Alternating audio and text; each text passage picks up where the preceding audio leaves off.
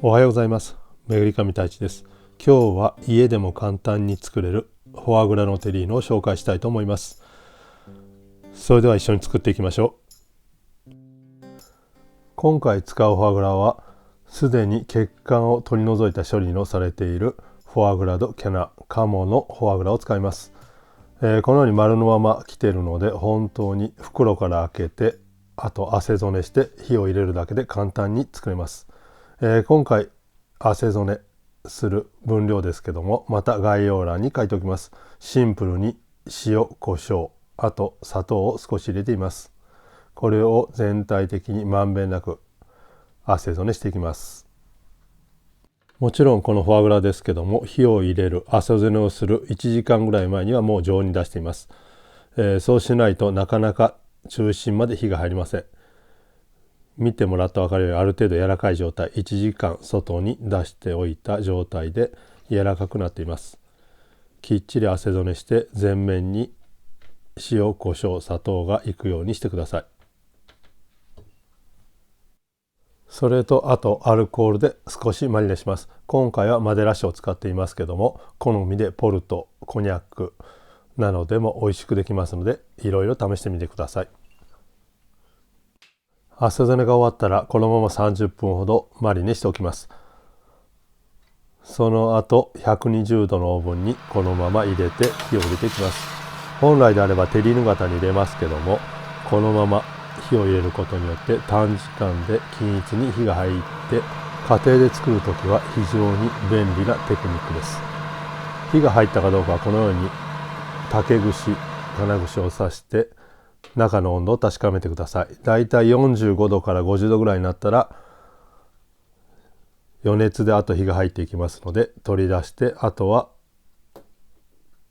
テリーヌ型に詰めていきます。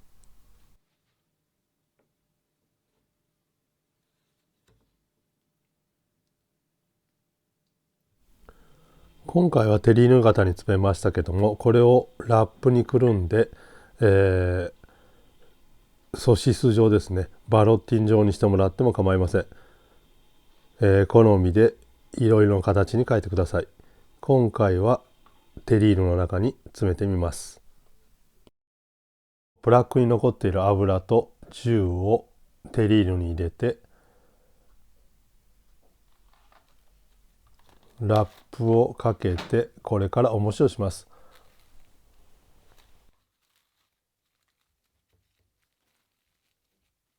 この時重り何でもいいですけども、あまり重すぎないものを乗せて、このまま冷蔵庫でゆっくりと一晩寝かします。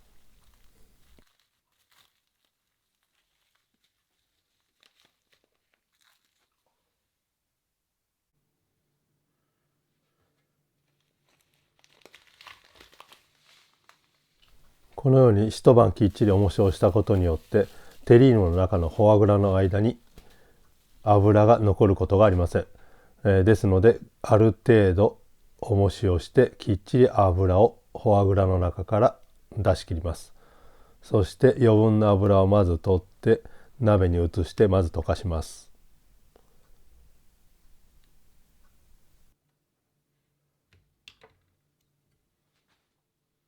この溶かした油、テリーヌの上からかけて蓋の代わりにします。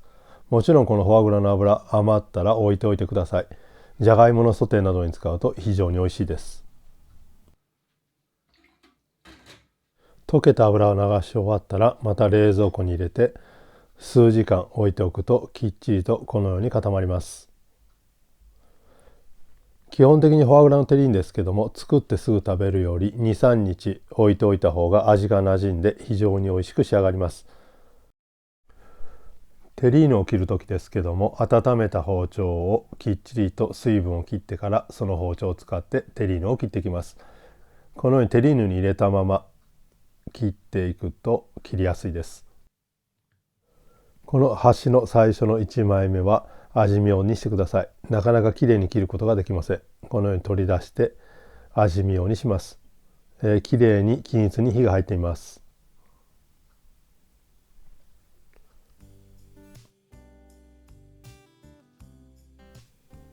毎回切るときは包丁を温めて切ってください。そうすると非常に切りやすいです。あとコツとしては包丁の幅が薄いもの、分厚い包丁だと非常に切りにくいです。それでは盛り付けていきたいと思います。基本的に1センチぐらいの厚さに切って余分な油を落として盛り付けます。最後仕上げにフルードセルと黒胡椒を上から振ってよくトーストしたパンを横に添えてテリーヌ・ドゥ・フォアグラの完成です。この方法だと簡単に家でも作れますので、ぜひ挑戦してみてください。それではお疲れ様でした。ボナペティ。